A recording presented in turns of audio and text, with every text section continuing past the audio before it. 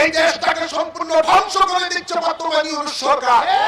তাই এই জালিম সরকার চাচ্ছে সে আরো তার এই সকল দুর্নীতিকে পাকাপোক্ত করার জন্য ভোট মানুষের কাছে চাচ্ছে জোর করে। বিগত সরকারের আমলে 2 লক্ষ কোটি টাকা ঋণ ছিল বাংলাদেশের জনগণের উপরে। এই গত 17-18 মাস ইউনূস সরকার এসে এই দুর্নীতিবাদদেরকে সাথে নিয়ে 23,000 লক্ষ কোটি টাকা বাংলাদেশে এখন জনগণের উপরে বৈদেশিক ঋণ চাপিয়ে দেওয়া হয়েছে। অথচ বাংলাদেশের মধ্যে কোনো উন্নয়নের কোনো দৃশ্যমান কোনো কাজ হয় নাই। বরঞ্চ এই টাকা কোথায় গেল? আজকে ঢাকার শহরের মধ্যে বিভিন্ন বাংলাদেশের মধ্যে দেখতে পাই এলপি গ্যাসের সংকট, মা বোনেরা রান্না করতে পারছে না। আজকে মানুষের অর্থনৈতিক দিন দিন মানুষের দুর্বল হয়ে যাচ্ছে। আজকে ব্যাংকের মধ্যে গেলে কয়েকটি ব্যাংক রয়েছে 5,000 টাকা পর্যন্ত গ্রাহককে দিতে পারে নাই। এই টাকায় বাংলাদেশ থেকে এই দুর্নীতিবাজ ইউনূস সরকার পাচার করে দিয়েছে। এই সরকার আমেরিকার দালালের সরকার। আমেরিকা চাচ্ছে এই বাংলাদেশটাকে মধ্যে একটা জঙ্গিবাদ রাষ্ট্র তৈরি করার জন্য। জঙ্গিবাদ রাষ্ট্র তৈরি করলেই আমেরিকার সুযোগ হবে বাংলাদেশের মধ্যে ঘাঁটি বসানোর জন্য।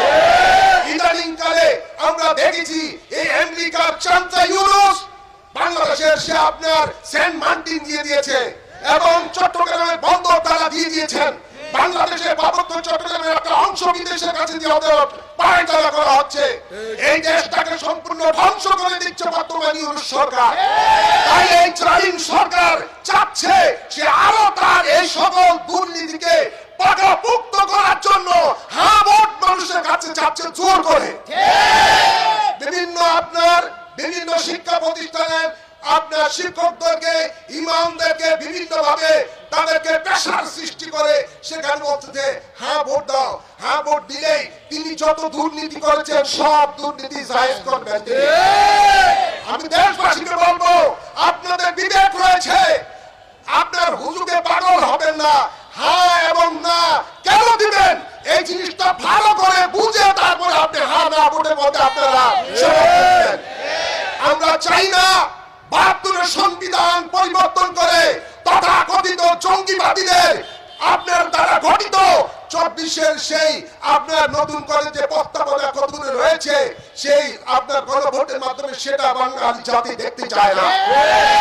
যারা স্বাধীনতার সপক্ষে মানুষ হয়েছে তাদেরকে বলতে চাই আজকে মিডিয়ার মাধ্যমে আসুন আমরা প্রতিহত করি স্বাধীনতা বিরোধী শক্তিগুলিকে, যারা জঙ্গিবাদ ছড়াচ্ছে এই দেশের মধ্যে, যারা 71